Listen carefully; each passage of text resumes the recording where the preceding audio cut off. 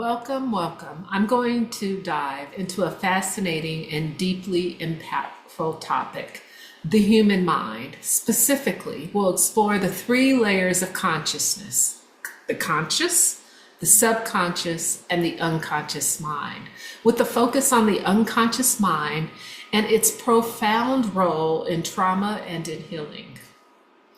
By the end of this talk, I hope to offer you insight into the therapeutic journey and why it can be transformative in overcoming trauma. So let's define a couple of things as we begin.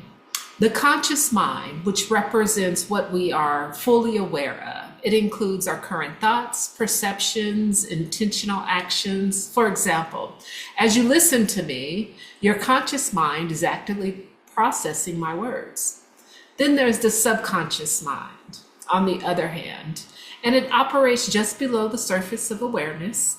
It holds our memories, habits, learned patterns, things we don't actively think about, but that influence our behavior. Imagine driving home on autopilot while your mind is elsewhere. That is your subconscious mind working full speed. Interestingly, the subconscious mind is also where therapeutic practices like hypnosis play a pivotal role. Hypnosis allows us to bypass the critical, analytical filter of the conscious mind and to access this deeper layer.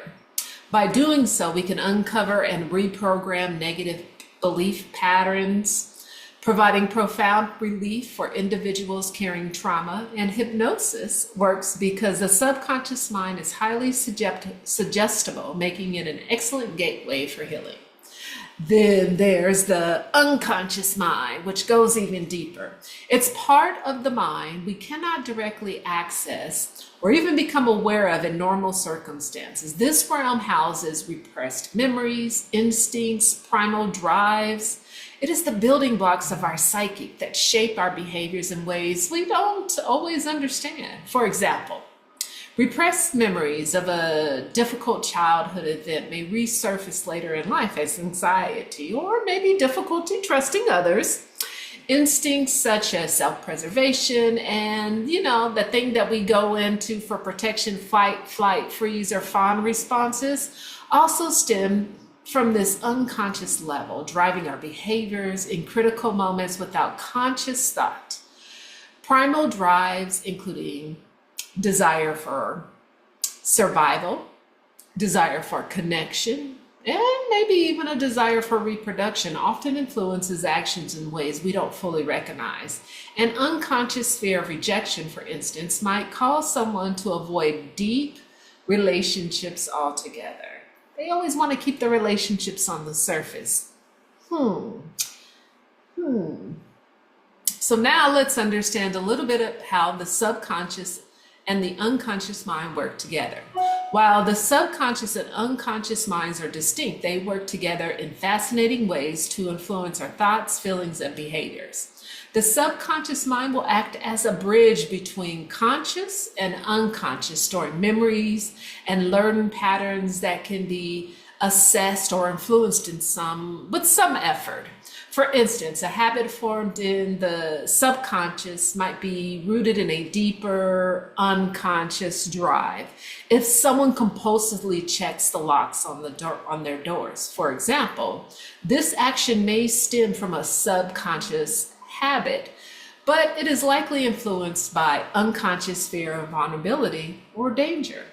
So you say, the unconscious mind, by contrast, is the origin of these deeper fears and drives. It contains repressed memories and primal instincts that we are unaware of, but that can influence the subconscious mind. For example, a repressed traumatic experience stored in the unconscious might manifest as a subconscious aversion to certain places or people without the individual even understanding why. And so then you may ask, what is the difference between the subconscious and unconscious mind? Let's think about it in terms of accessibility. The subconscious mind is more accessible and can be influenced with tools like hypnosis or therapeutic play, whereas the unconscious mind requires maybe some deeper exploration like psychotherapy. What are the functions? The subconscious mind manages habits, learned patterns, and memories just below our awareness, while the unconscious mind governs instincts, repressed emotions, primal drives that are completely hidden from conscious awareness. What about impact? The conscious mind is the seat of behavioral tendencies and learned responses, whereas the unconscious is the source of fundamental psychological conflicts and deeper trauma. So together, the two layers form a dynamic system where the unconscious mind feeds into the subconscious, shaping how we react or act in the world. The subconscious mind, in turn, interacts with the conscious mind and allows us to make sense of our thoughts and experiences. And so how do we understand the unconscious mind, especially in relationship to trauma? Well, I have to go back to Sigmund Freud, who is kind of what is known to be the father of psychoanalysis. He has offered us a frame for understanding the unconscious mind. You know, Freud believed that it contains these unresolved conflicts and repressed emotions, particularly those linked to our primal instincts, such as sexual aggression and the libido.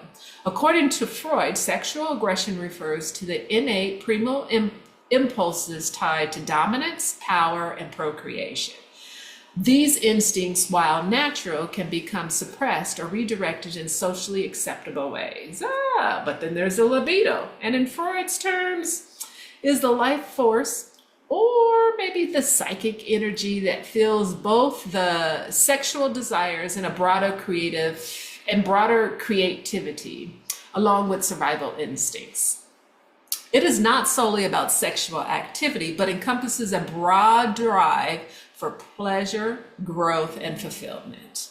Freud also termed this idea of psychosexual development, which suggests that unresolved conflicts in our childhood stages, such as our oral, anal, phallic, latent, and genital, can become buried in this unconscious and manifest as psychological traumas and challenges later in life. So here's a brief look at the stages. For example, in the oral stage, usually about 0 to 1, and during this stage, an infant pleasure centers around the mouth. Activities like feeding, sucking, biting are sources of satisfaction. If a child is weaned too early or too late, they may develop an oral fixation later on in life, such as excessive eating, smoking, maybe even nail biting. And then there's the anal stage, about 1 to 3. And in this stage, the focus shifts to controlling bladder and bowel movements. Successful toilet training helps to develop a sense of autonomy. However, strict or lax approaches to toilet training might lead to traits like excessive neatness, anal retentiveness, or messiness, anal explosiveness. And then there's the phallic stage, about 3 to 6. And here children begin to notice the difference between sexes and may develop an attachment to the opposite sex, opposite parent. A dynamic Freud termed the Oedipus and Electra complex. And if this stage is unresolved, it can lead to difficulties with authority, or issues in forming healthy romantic relationships. Then there's the latency stage between 6 and 12. During this period, sexual impulses become dormant and the child focuses on social interactions, their hobbies, and academic pursuits. This stage is critical for developing social skills and friendships. Then we get to the genital stages, which is about 12 and above, and this is what Freud considered to be the last stage. Sexual desires reemerge. And individuals seek mature romantic relationships. Unresolved conflicts, though, at earlier stages may manifest in this stage, impacting the individual's ability to form intimate connections. So, to protect us from these overwhelming, painful experiences and conflict, Freud argued that the ego employs defense mechanisms such as repression, denial, maybe even a little displacement here and there. For example, a child who experiences neglect may unconsciously repress their feelings of abandonment. As an adult, they may struggle with intimacy, not realizing that their difficulty stems from these hidden wounds. These defense mechanisms often form the backbone of our response to trauma, shielding us from immediate harm by trapping unresolved emotions in the unconscious. So, what is the role of psychotherapy in trauma work? Well, trauma is unique in that it often bypasses conscious processing altogether. Yes! Thank you. Instead of being fully experienced, traumatic memories can become fragmented and stored in the unconscious mind. These unresolved fragments resurface in the form of things like triggers, flashbacks, or even physical symptoms, something that we call somatization. I wonder if this sounds familiar to anyone. Psychotherapy is uniquely positioned to help individuals confront and heal these buried wounds.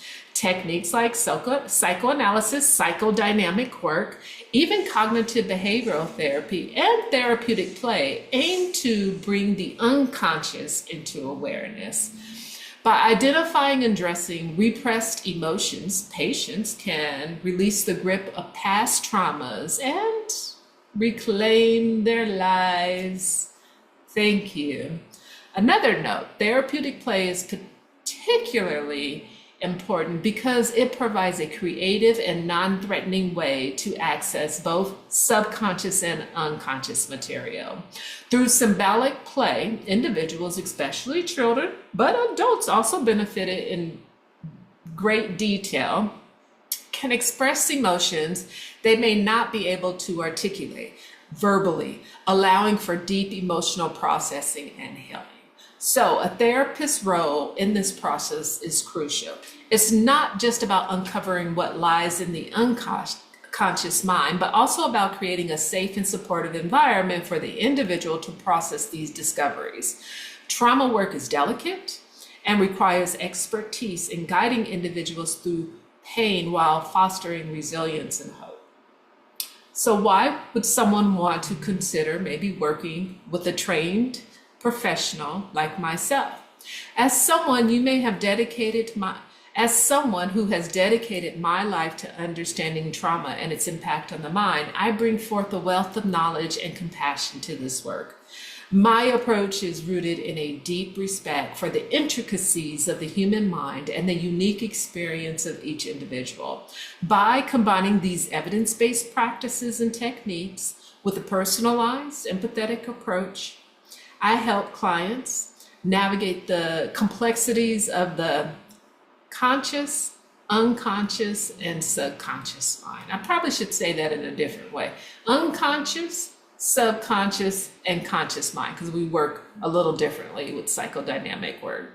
Whether it's through hypnosis, traditional talk therapy, or trauma-focused individuals, my goal is to empower you to uncover these hidden truths, release any old wounds, and build a future divine by healing and growth. Choosing therapy is a courageous step, and I am here to walk alongside you on this transformative journey. The mind is a vast and complex landscape with the conscious, subconscious, and unconscious layers working together to shape who we are. The unconscious mind in particular plays a critical role in how we process and carry trauma. By understanding and addressing its influences, we can unlock the pathways to profound healing.